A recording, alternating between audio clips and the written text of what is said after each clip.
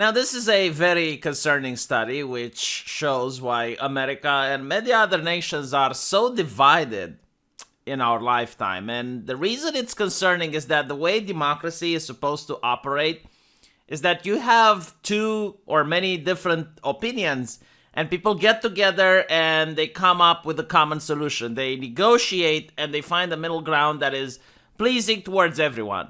So you don't get exactly what you want, but at the same time, the other person doesn't. So you find a consensus. You find a way in order to coexist. And there is an example that I always give on this channel to show that you can't always have your way. And it's something that actually happened to me when I was living alone in a communist building where the walls were very thin and the neighbors could hear almost everything coming from within my apartment. And I had to do live streams, I had to record videos for YouTube, but my neighbors had to sleep. And I would get a lot more people interested in my live streams if I would live stream during the night, because I would have access to the American audience, which for them was during daytime. So there was a conflict between me and my neighbor. I mean, both of us wanted something. I wanted to work. He wanted to work as well, but he had to get up in the morning. So we had to talk together and come to a mutual understanding, and we came up with a couple of hours until I could record, and everyone was happy. Now, imagine a situation where I would just ignore my neighbor. Imagine a situation where I wouldn't care about his problems, and I would flat out refuse to talk with him.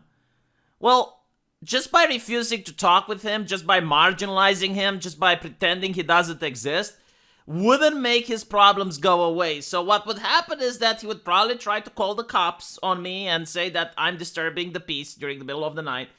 And if that doesn't work, then violence would have been the only alternative that he would have in order to fix his problem. So the reason we communicate in a democracy, the reason people have free speech, the reason people should get together is to avoid violence. In fact, the mainstream media constantly have lectured people that rioting is the voice of the unheard. Because by refusing to listen to them, by refusing to talk with them, is the only way that they know how to get themselves heard. So actually, free speech prevents violence. I guess it's counterintuitive in 2021 when it's actually the opposite. Like, we need more censorship, we need safety commissions, and we need Twitter to hire an army of fact checkers and people to keep us safe by shutting other people up from discourse. But the reality is that it's exactly the opposite. Like, violence is prevented when people get together and talk their grievances. You know that even from your marriage counselor, by the way. I don't think there's a single marriage counselor out there that will tell you, yes, the solution is to avoid talking with your wife about problems. I mean, the fact that I even have to say this just show how demoralized people are. The fact that you even need to say this common sense is shocking. But I guess this is what people learn at universities. And the reason it's a problem is that the people from universities are going to be your future politicians. They're going to be your future lawyers. They're going to be your future judges. And the way they're thinking is incompatible with the democratic system. Like, you cannot. So if you look here at a recent poll, you'll see that college students would not do something with someone who voted for the opposing presidential candidate. Now, I'm telling you this from Eastern Europe, okay? This is not normal. This is not normal. Here, we do not treat other people differently because the way they vote. You can't have a democracy with that. Okay, like maybe you can have a disagreement with a person. Maybe you can just choose to avoid the subject. But at the end of the day, they're still your citizens. They're still your family members. They're still the people around you. And if you're going to treat them like this, when your house burns down, don't be shocked that no one is coming with a bucket of water to help you.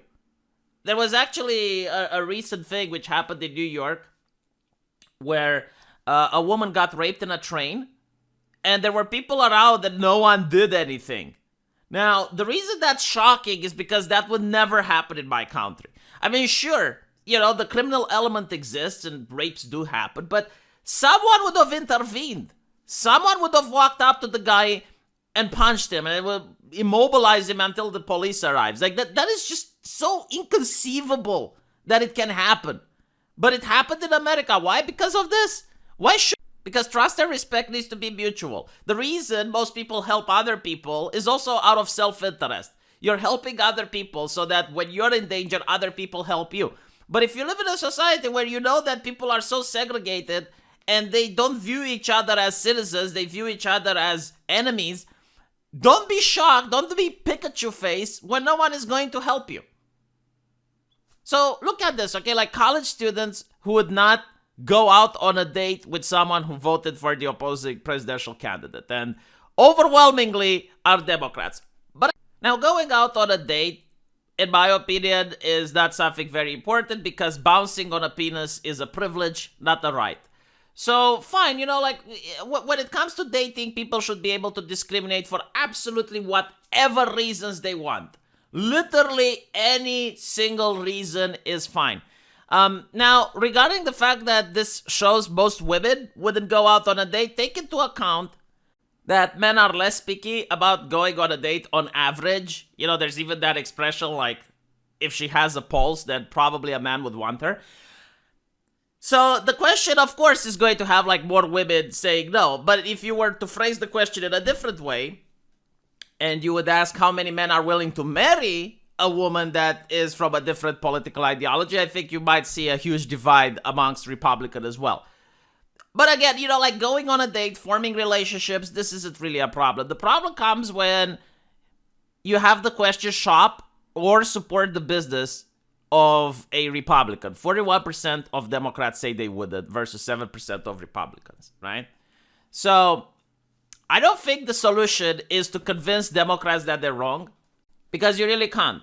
The way they view it is that they're winning and you're talking with them from a position of a loser.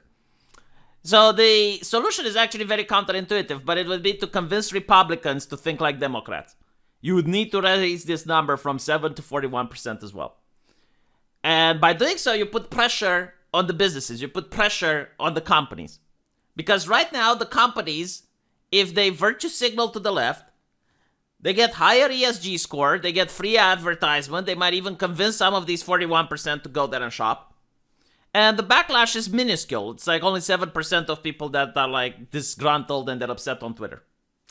But imagine a world where you would have 41% of Republicans that are also upset, and they would start protesting in front of the companies like the left did in front of Chick-fil-A. And you would have people that actually boycott the company there and are right-wingers. Well, now the company is in a pickle. So they would have to choose. It's like, okay, if I virtue signal to the right, I get the Democrats pissed off. If I virtue signal to the left, I get the Republicans pissed off. How about I just be a business and keep myself out of politics? How about I focus more on creating a product and putting it out there for the market and shut the fuck up when it comes to politics? And I think the solution, as counterintuitive as it may be for Republicans to stop thinking like Democrats, would actually work. Because it's practical. Okay? Like, it's something that would actually, where you put pressure on the company. This one is the most concerning, though. Be friends with someone else. This is what happens usually when you have radical religions taking hold. Like, if you have a neighborhood back in the day where it was with Catholic people and it was next to a neighborhood with Protestants, it's like, oh my God, like I would never be friends with the Protestants. Yikes. It's pretty much what we're seeing here. And that in the past led to violence. Like, you cannot have a society where people like just the concept that someone thinks differently and you refuse to be friends with. It's insane. The last one where people don't want to work for Republicans, I think the number is going to grow down significantly because the economical crisis that's coming is going to force people to work for wherever they can get a job. They're not even going to consider. It's like, oh, what are the politics of the other? No, they're just going to be like, oh, thank you, Masa, for giving me a job. So very concerning, very indicative of why the United States is under a huge cultural divide right now. And I don't know if it's going to change anytime soon, but it's very alarming. Like, if I was a person that legitimately cares about the United States, whether I'm left-leaning or right-leaning, this little poll should alarm you. And it's the question if this is how Democrats think, or this is how colleges get people to think, because you also have to take into account the survey was made at a university. So if universities are getting people to think like this, then the universities are the problem, and you should do whatever possible in order not to send your kid to a university in the United States. Like, send him abroad, send him to another university where he can learn something else from another country, or send him to a trade school or whatever. Avoid sending him at a university if this is what they're doing to kids there. Jesus Christ. Let me know what you guys think, and I'll see you in the comment section. Take care.